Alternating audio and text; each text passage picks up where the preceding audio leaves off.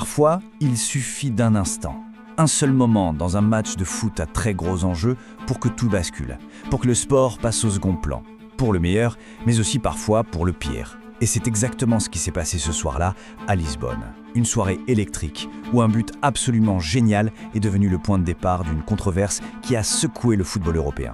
C'est la question qui a immédiatement fait le tour du monde. Un match de Ligue des Champions interrompu pendant 10 longues minutes. Pas pour une blessure, pas pour un problème technique, non, pour un geste très précis de l'arbitre, un geste qui signale une accusation d'une gravité exceptionnelle. Alors on va décortiquer ensemble ce qui s'est passé pour comprendre comment on a pu en arriver là. Tout commence donc par ça, une interruption soudaine, dramatique. Le décor, c'est l'Estadio da Luz à Lisbonne, un stade plein à craquer, une ambiance de feu. Et sur le terrain, une tension qu'on pourrait presque couper au couteau. Il faut dire que l'enjeu est colossal. On ne parle pas d'un simple match de groupe là. C'est un barrage aller pour une place en 8e de finale de la Ligue des Champions. Un vrai choc de titans entre deux géants d'Europe. Une défaite, et c'est peut-être la saison qui est déjà en partie ratée. La pression est immense. Et voilà, le geste qui a tout arrêté. Quand l'arbitre François Le Texier croise les bras, comme ça, ce n'est pas anodin. Il active le protocole antiraciste de l'UEFA. C'est une décision lourde qui signifie qu'une accusation extrêmement sérieuse vient d'être portée sur la pelouse. Le match s'arrête net. Mais alors, comment en est-on arrivé là? Qu'est-ce qui a pu déclencher une procédure aussi grave et finalement aussi rare? Pour le comprendre, il faut qu'on revienne juste quelques secondes en arrière. Il faut revoir la séquence exacte qui a mené à cette situation de crise.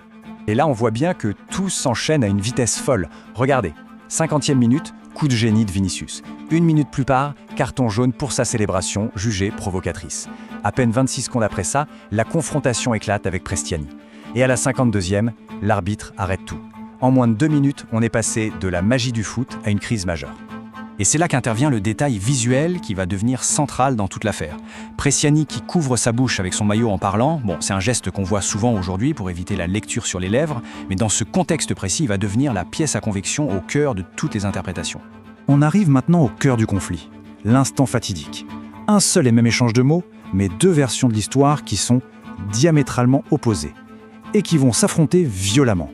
D'un côté, on a l'accusation de Vinicius. Elle est très claire, il dit avoir été traité de singe, et ce, à plusieurs reprises. De l'autre côté, on a la défense de Prestiani, qui nie tout en bloc et qui parle d'un simple malentendu. C'est parole contre parole, au milieu d'un stade en fusion et devant des millions de gens. Et là, attention, un témoin de poids entre en scène. Kylian Mbappé, il est juste à côté de l'action, et son témoignage est absolument catégorique. Il dit non seulement avoir entendu l'insulte, mais il précise même qu'elle aurait été répétée 5 fois. Et il ajoute que d'autres joueurs, y compris de Benfica, auraient aussi entendu. Forcément, une telle déclaration, ça pèse très très lourd. Face à une accusation aussi directe, la réponse de Prestiani ne se fait pas attendre. Sur son compte Instagram, c'est un démenti total. Il maintient sa version du malentendu, il dénonce même avoir reçu des menaces et il clame son innocence. Le choc est frontal. Évidemment, dans la foulée, les deux clubs ont fait bloc. Chacun derrière son joueur, c'est devenu une véritable bataille de communication. Le Real Madrid a tout de suite affirmé sa politique de tolérance zéro et son soutien total à Vinicius. De son côté, Benfica a défendu corps et âme Prestiani, parlant même d'une campagne de dénigrement. La guerre se déplace des vestiaires vers les communiqués de presse. Et comme on pouvait s'y attendre, une affaire pareille, ça ne reste pas sur le terrain. Ça a littéralement explosé sur les plateaux télé, sur les réseaux sociaux, bref, ça a enflammé tout le monde du football. Et alors là, la déclaration de José Mourinho, l'entraîneur de Benfica, a mis le feu aux poudres. Fidèle à lui-même, au lieu de parler du fond, il a déplacé le débat sur la célébration de Vinicius. Il a suggéré qu'elle était provocatrice et qu'il y avait une sorte de schéma qui se répétait avec le Brésilien. Une sortie médiatique qui a, c'est le moins qu'on puisse dire, énormément divisé. À l'exact opposé, on a eu l'analyse de Thierry Henry, une analyse beaucoup plus humaine, avec sa perspective de joueur. Il a parlé de ce sentiment de solitude qu'on peut ressentir dans ces moments, et il a posé cette question toute simple, mais tellement percutante sur le geste de Prestiani. Son intervention a vraiment apporté une autre dimension, beaucoup plus empathique à la situation. Face à l'ampleur de l'affaire, les grandes instances du football ont dû réagir et vite.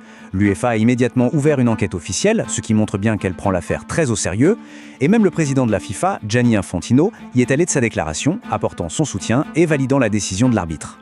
Maintenant, prenons un peu de recul. Quelles sont les conséquences de tout ça? Et surtout, qu'est-ce que cet incident nous révèle sur l'état du combat contre le racisme dans le football aujourd'hui?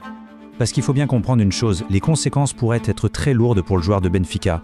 Le règlement de l'UEFA, il est limpide sur ce point. C'est une suspension minimale de 10 matchs pour tout acte de racisme avéré. L'enjeu de l'enquête est donc absolument immense pour la suite de la carrière du jeune Argentin. Et au-delà des sanctions, il y a l'impact sur le match lui-même. Tous les observateurs sur place l'ont dit. Après l'interruption, l'atmosphère est devenue irrespirable. La tension a complètement pris le pas sur le jeu. Et ce qui devait être une superbe fête du football européen s'est transformé en un spectacle assez désolant, il faut bien le dire. Après le match, Vinicius Junior a pris la parole sur Instagram. Et il ne s'est pas du tout positionné en victime. Au contraire, il a attaqué de front, qualifiant les racistes de lâches. C'est un message très fort, plein de caractère, qui a eu un écho mondial et qui a été salué pour son courage. Et on termine donc avec cette question qui reste en suspens et qui est peut-être la plus importante. Cet incident, il met en lumière les limites du système. Quand on est dans une situation de parole contre parole, sans preuve vidéo ou audio irréfutable, comment la justice sportive peut-elle trancher ? C'est tout le défi auquel le football est confronté aujourd'hui, dans son combat encore bien inachevé contre la discrimination.